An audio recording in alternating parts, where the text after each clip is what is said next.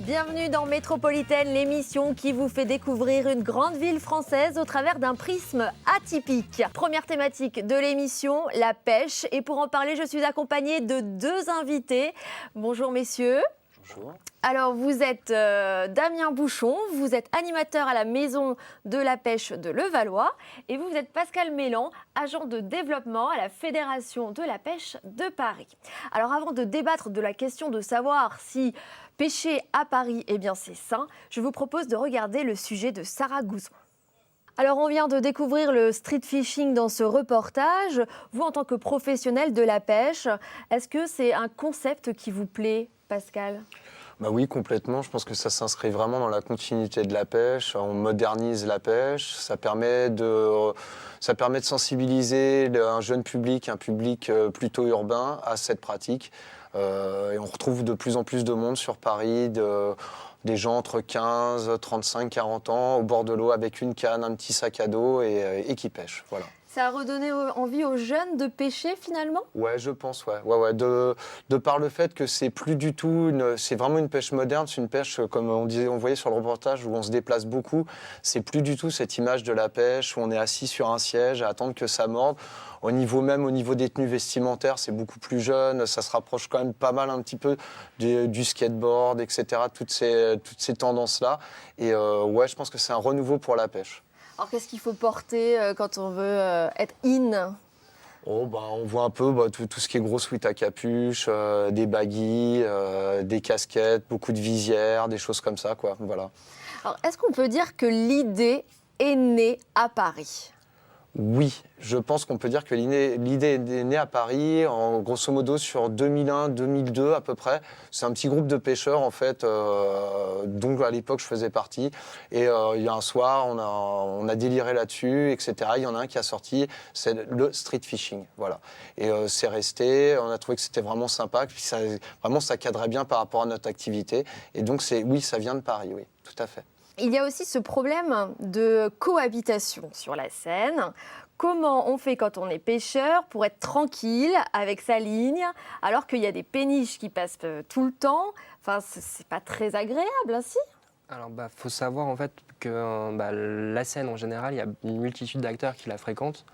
Chacun a entre guillemets son petit morceau de terrain, mais on cohabite tous plus ou moins dans une bonne entente. Certains poissons vont donc habiter préférentiellement près de ces péniches et nous, pêcheurs confirmés ou non, on sait très bien qu'en allant rechercher certains poissons près de ces péniches, on aura beaucoup plus de chances que de pêcher en plein milieu sur une zone entre guillemets vide de vie, non, mais vide d'habitat. Donc il y a possibilité de s'entendre. D'accord. Je vous remercie beaucoup pour ces éclaircissements. Eh bien, vous l'aurez compris, faire du street fishing en bas de la Tour Eiffel, c'est tendance. Maintenant, je vous propose de découvrir cette activité nautique très intense sur la Seine grâce à Bénédicte et sa chronique. Allez, c'est parti, tous en scène. Merci Bénédicte, profitez bien de votre soirée. Moi, je suis ravie de réaliser le portrait d'Olivia Lahandé. C'est une Parisienne dont la profession est graphiste, mais sa passion, c'est de naviguer. Elle s'est entraînée pendant 2 ans au club nautique de Sèvres pour traverser l'Atlantique à la rame en solo. Il y a 2 mois seulement, elle y était encore. Je suppose que votre corps, votre cœur, ils sont restés ? Oui, c'est vrai que c'est assez récent. Donc là, je suis revenue il y a assez peu de temps. Et j'ai encore beaucoup d'images en tête que j'aurai encore longtemps, je pense, parce que ce sont des très bons souvenirs. Alors comment vous vous êtes entraînée pendant 2 ans pour réaliser ce challenge ? Mais je me suis entraînée sur la Seine, donc je fais partie du club du VSN à Sèvres, et autour de l'île Seguin et de l'île Saint-Germain, sur des bateaux beaucoup plus légers que celui avec lequel j'ai traversé l'Atlantique, enfin j'ai essayé de traverser, beaucoup plus légers, qui font 16 kilos, celui-là il fait 850 kilos, donc c'est...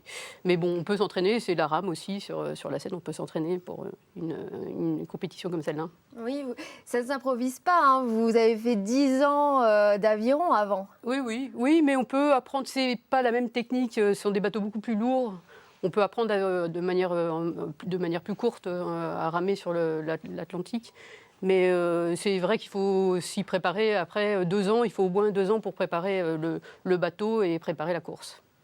Alors, 10 ans d'aviron, vous faites aussi du wakeboard. Les activités nautiques n'ont plus de secret pour vous sur la Seine. Oui, je fais toutes ces activités en loisir, mais c'est vrai qu'on a la chance d'avoir la Seine à portée de main et je trouve ça dommage de ne pas l'utiliser. Et c'est vrai que le wakeboard, là, ça va être la saison. Là, à partir de maintenant, on va commencer à y retourner.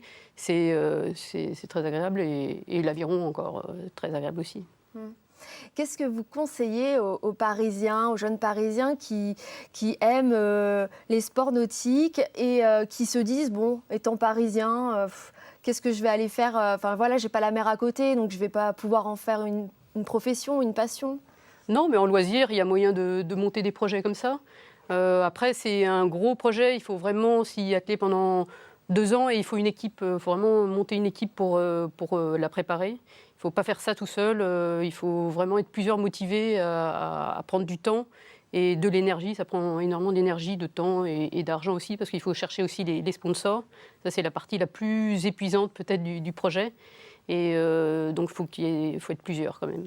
Est-ce qu'il y a assez de clubs nautiques justement autour de la Seine pour aider les jeunes à... Oui, c'est vrai que c'est assez utile d'avoir un club déjà pour s'entraîner et même aussi pour préparer le bateau, il faut pouvoir l'héberger parce qu'à Paris, un bateau qui fait 8,50 m et 1,60 m, ça ne se met pas dans un parking, où il faut un grand parking. Donc c'est bien de pouvoir être hébergé et sur la base nautique, ils m'ont hébergé quelque temps le bateau où j'ai pu faire des travaux dessus. Donc ça, c'était quand même une bonne aide. Donc, mais pour un Parisien, bon, après, tout ça, c'est de l'organisation, quoi. Qu'il faut prévoir en amont, mais c'est faisable, c'est tout à fait possible. D'accord. Donc là, vous rêvez encore d'une nouvelle traversée en 2 mots? Oui, quand même. Oui, j'ai envie de traverser. Ça, c'est sûr que c'est un peu une passion. C'est un peu une passion dans l'idée que c'est un énorme investissement physique, mental.